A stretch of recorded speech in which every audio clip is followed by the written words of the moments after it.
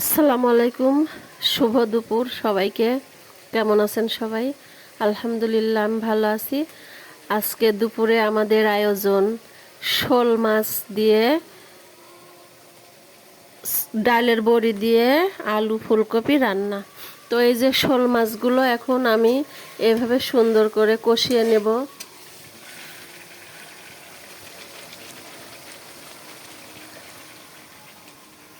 তারপরে এই যে দেখুন ডালের বড়ি আমি এই যে তেল দিয়ে ভেজে নিয়েছি, আর আলু আর ফুলকপি কেটে নিয়েছি। এখন এই কষা মাছের মধ্যে আলু আর ফুলকপিটা দিয়ে দিব।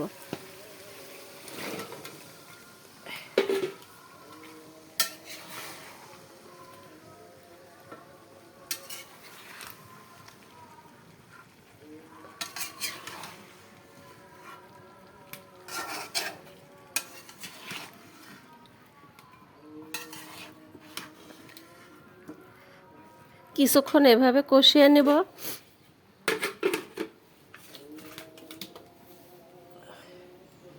মাটির চুলায় রান্না কিন্তু অনেক মজা। আর এখন শীতকাল এসে গেছে, এখন নতুন নতুন সবজি বাজারে উঠে গেছে।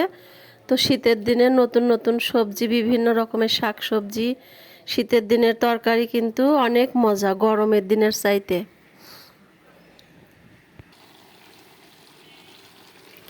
এই যে আমার তরকারিগুলো কষানো হয়ে গেছে, এখন এর মধ্যে পানি দিয়ে দেব।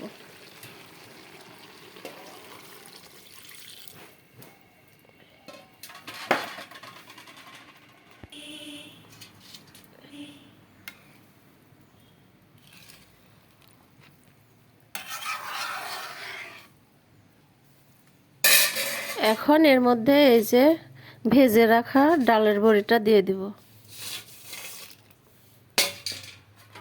শীতের দিনে সব তরকারির, মাছের তরকারির মধ্যে ডালের বড়ি ছাড়া কিন্তু টেস্ট লাগে না।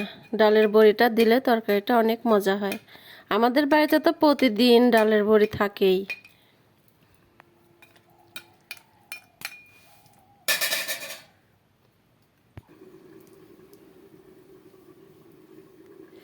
দর্শক শ্রোতা, এই যে তাহলে আজকে আমার শোল মাছ দিয়ে ডালের বড়ি দিয়ে আলু ফুলকপির তরকারি কমপ্লিট।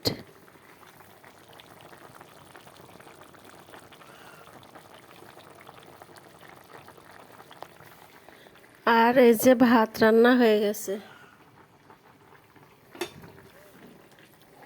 আজ তাহলে রাখছি।